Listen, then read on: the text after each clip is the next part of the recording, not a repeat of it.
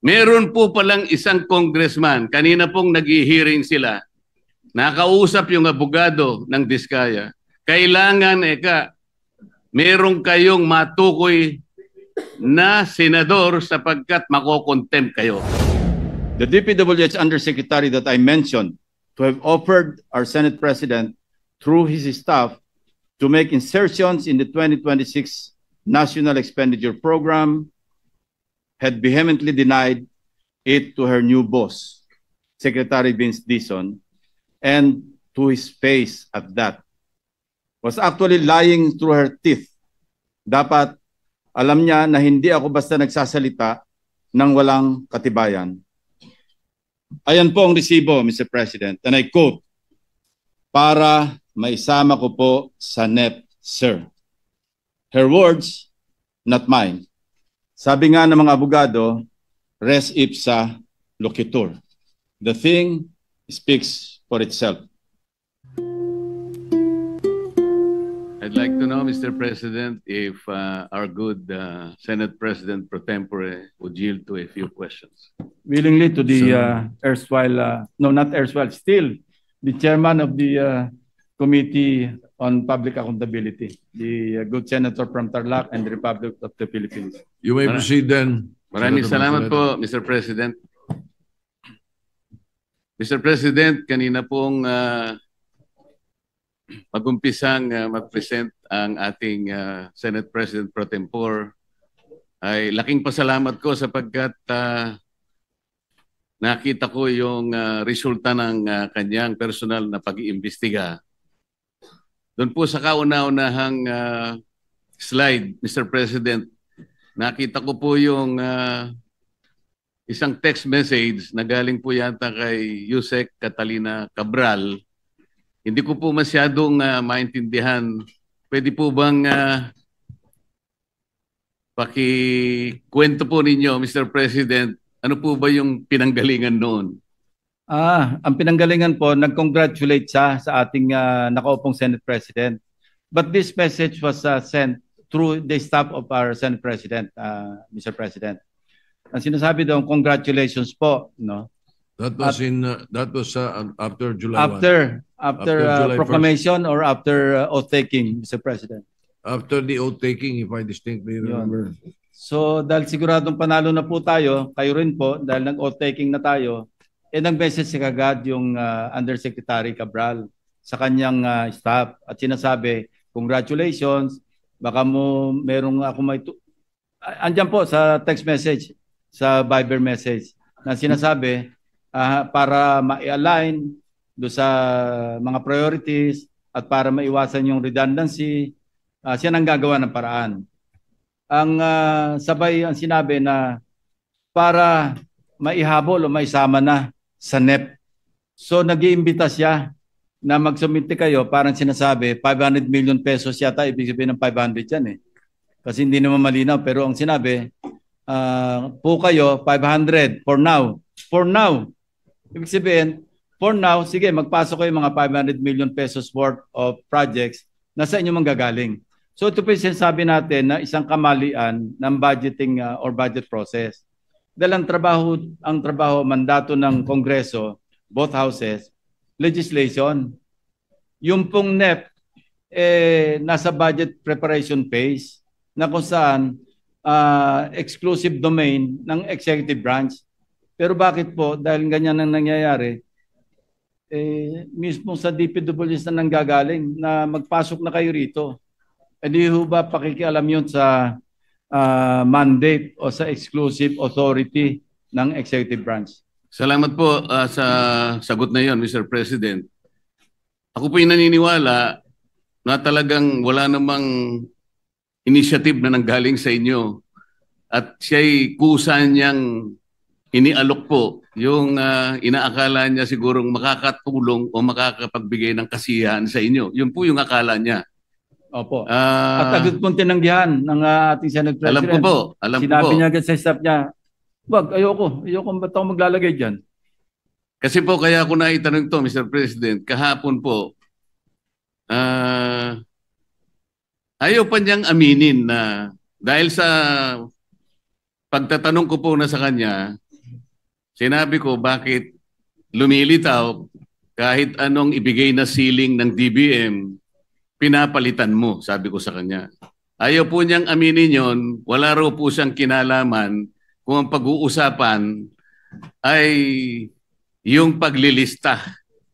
Wala raw siyang kinalaman. Ngayon po malinaw na nagsisinungaling talaga siya sapagkat naipakita ko po kahapon, Mr. President, lalong-lalo na po sa flood control projects, yun pong mga insertions, aminin man niya't hindi, ngayon po inapatunayan na natin, ay talagang siya po talaga yung gumagawa dahil siya po yung Undersecretary ng Planning Services.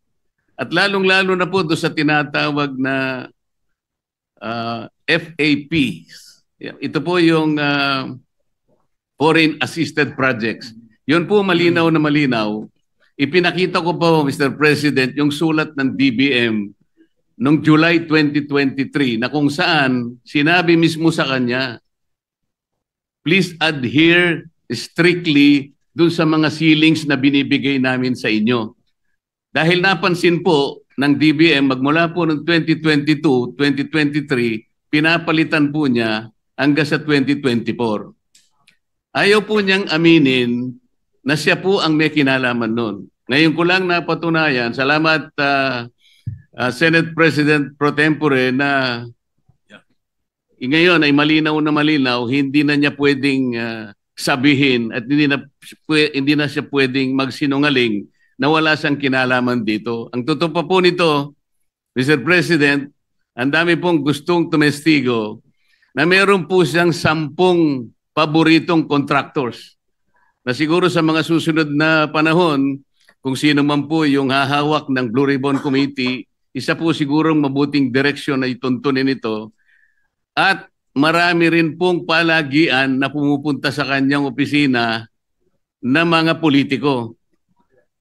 Gusto ko pong pasalamatan ng ating Senate President Pro Tempore sapagkat mukhang yun pong mga kawani o mga opisyalis ng DPWH na matutuntun na natin at alam ko po na talagang tatagos ito hanggang sa former Secretary ng Department of Public Works. Kasi kahapon po, gusto niya nang sabihin na lahat ng daw po ng nangyayari sa kanyang opisina ay meron namang basbas ng Secretary ng Department of Public Works. Ngunit ang gusto ko pong tuntunin, Mr. President, kung nakita na po natin unti-unti at saan papunta at sinong may kasalanan sa Department of Public Works at nailitaw na rin po sa pagsusuri at sa personal na pag-iimbestiga ng ating colleague, ang mga contractors na talagang, kung pagsasamahin po natin mga contractors na ito at saka yung mga opisyalis na nabubunyag ngayon, siguro po yung salitang walang o halang ang kaluluwa ay is an understatement. Ang gusto ko pong malaman ngayon, bakit po kaya sila ganun kalakas ang loob? Bakit parang hindi na po milyon eh? Bilyon-bilyon na po ang naipatatalo at hindi naman po nila pera yun. Pera po ng taong bayan. Mr. President, ganun po ba kaya kalakas ang loob nila na sila-sila lang, mga contractors at saka yung mga opisyalis na yon?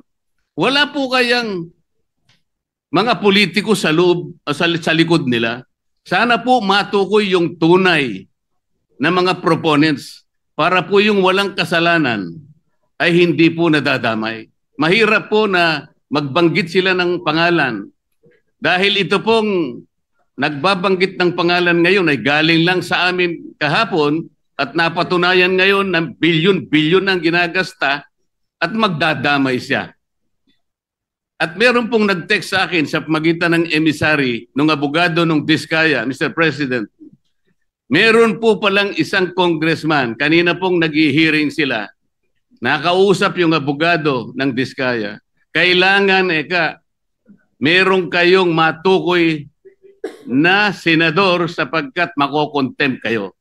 Nasa akin po yung text message, Mr. President. Sa mga tweet, gusto lang nilang magpangalan. Hindi po mabuti yun. Kailangan po sa tulong na rin po ni Senator Lacson, total naumpisan na yung mga contractors, naumpisan na itong mga kawani at opisyalis ng DPWH na talagang kandidato na po talaga sa impyerno.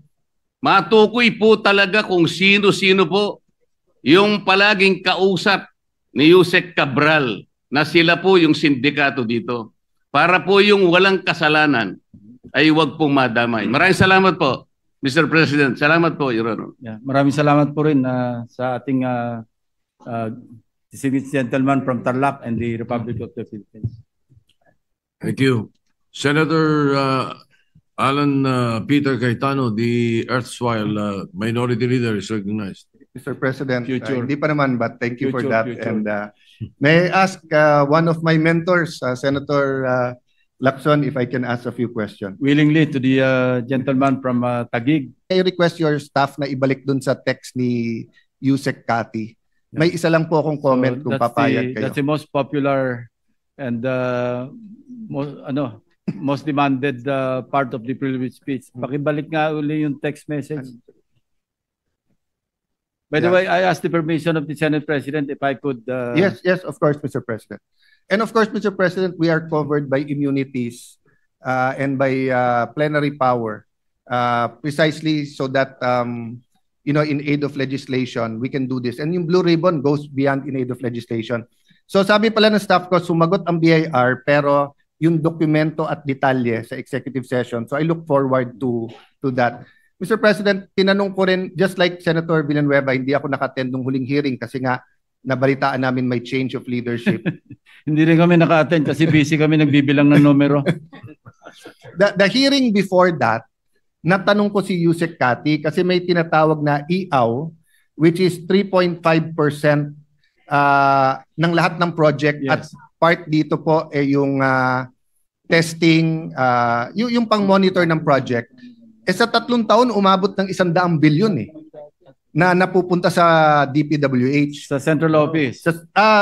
Pwedeng sa central office, pwede din pong Alam niyo, Mr. President, isa ito sa pwedeng tanungin sa budget deliberation natin. Dati 0.5 lang yan Yes. Bakit tumaas na naging 3.5 na? Medyo napakalaking bawas yan do sa dapat gastusin sa proyekto. So sa 1 trillion a year, that's 3.5%.